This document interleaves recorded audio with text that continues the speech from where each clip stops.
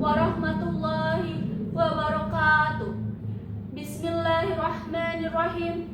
Rabbi shrah li sadri wa yassir li amri wahlul 'uqdatam min lisani yafqahu qawli. Alhamdulillahi rabbil alamin. Assalatu wassalamu ala asyrafil anbiya'i wal mursalin sayyidina wa habibina nabiyina Muhammadin wa ala alihi wa sahbihi ajmain wa ala man tabi'ahu bihsanin ila yaumiddin. Amma ba'du. Hadirin wal hadirat, kaum muslimin dan muslimat yang dirahmati dan dimuliakan oleh Allah Subhanahu wa Ta'ala. Pertama-tama, marilah kita senantiasa memanjatkan puji serta rasa syukur kita yang sedalam-dalamnya atas kehadirat Allah Subhanahu wa Ta'ala, atas untayan nikmatnya yang tak pernah putus, baik itu nikmat sehat, dan yang paling utama adalah nikmat iman serta Islam.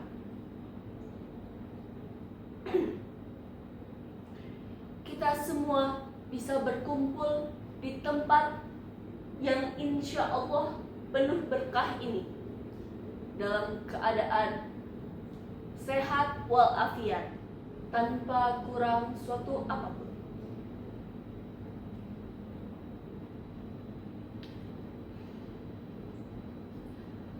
Salawat bertangkai salam mudah-mudahan tetap tercurah limpahkan kepada uswatun hasanah kita, lentera kegelapan umat, yakni baginda Nabi besar Muhammad Sallallahu Alaihi Wasallam.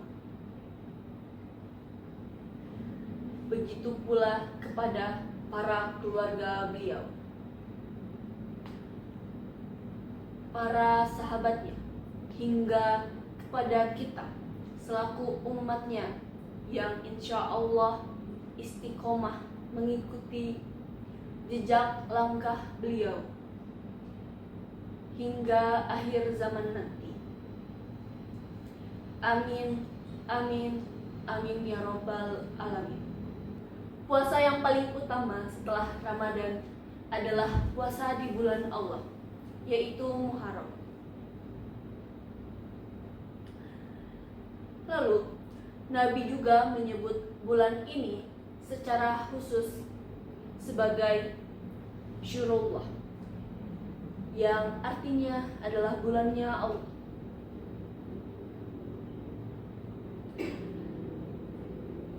Lalu hakikat Muharram ini bukan sekedar perayaan seperti kembang api ataupun pawai obor. Hakikatnya adalah kesucian dan juga kehormatan.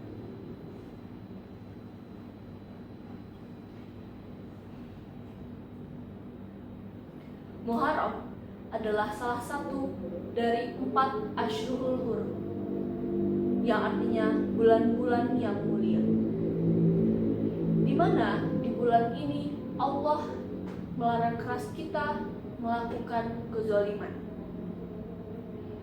baik kepada orang lain maupun kepada diri sendiri melalui dosa.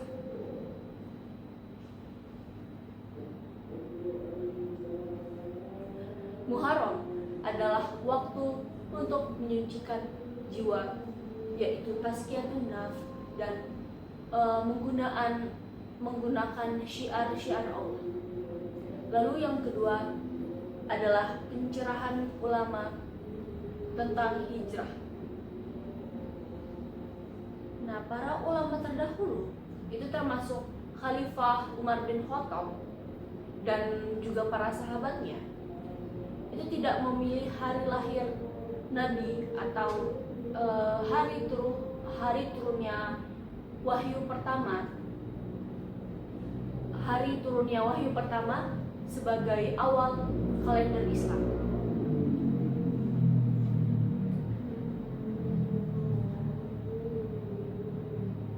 Nah, para ulama ini menjelaskan bahwa pilihan ini mengandung pencerahan mendalam. Islam tidak tegak dengan romantisme masa lalu, melainkan dengan aksi, pengorbanan, dan transformasi nyata. Ulama kontemporer pun sering mengingatkan jika dahulu hijrah bermakna fisik, yaitu pindah tempat, maka bagi kita hari ini hakikat hijrah adalah perpindahan spiritual, sebagaimana sabda Nabi, yaitu orang yang berhijrah adalah orang yang meninggalkan apa yang dilarang oleh Allah Subhanahu wa Ta'ala. Yang ketiga adalah keadaan Rasulullah SAW dan sahabat sebelum dan sesudah hijrah untuk memahami kedahsyatan hijrah. Mari kita lihat lembaran sejarah atau bagaimana kondisi Rasulullah SAW dan para sahabat. Dan para sahabat sebelum dan sesudah peristiwa besar ini. Sebelum hijrah, keadaan umat Islam itu dipenuhi dengan tekanan, intimidasi, dan juga penindasan. Nah, selama 13 tahun di Mekah, para sahabat ini disiksa dan diboikot secara ekonomi, dan mereka juga diancam pembunuhan. Secara sosiologis, umat Islam saat itu adalah kelompok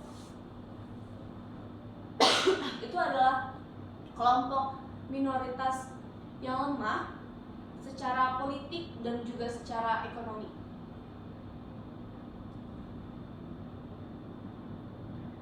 Meskipun iman mereka sekeras baja, Rasulullah SAW sendiri mengalami intimidasi fisik dan juga mental dari kaum kafir Quraisy, dan Mekah adalah fase penanaman tauhid di tengah badai ujian. Sesudah hijrah, begitu kaki Rasulullah dan para sahabat menginjak bumi Yastrib atau yang kemudian menjadi Madinah Al-Munawwarah, di situ keadaannya berubah secara drastis. Madinah menjadi tempat kebebasan, persaudaraan, dan kedaulatan. Rasulullah SAW langsung mempersaudarakan kaum muhajirin dan ansor, membangun fondasi sosial yang solid. Umat Islam yang tadinya tertindas berubah menjadi sebuah peradaban yang berdaulat, disegani, dan mereka memiliki kekuatan hukum serta politik. Nah, dakwah Islam berkembang pesat karena tidak ada lagi sekat ketakutan dan perubahan dari Mekah ke Madinah. Perubahan dari Mekah ke Madinah ini membuktikan bahwa hijrah membawa keberkahan dan juga kemuliaan serta kemenangan bagi mereka yang berani berkorban bagi mereka yang berani berkorban demi mempertahankan keimanan. Hadirin yang berbahagia, mari kita mengakhiri secara singkat ini. Nah, mari kita tanyakan pada diri kita masing-masing, sudahkah kita berhijrah di tahun baru Muharram ini?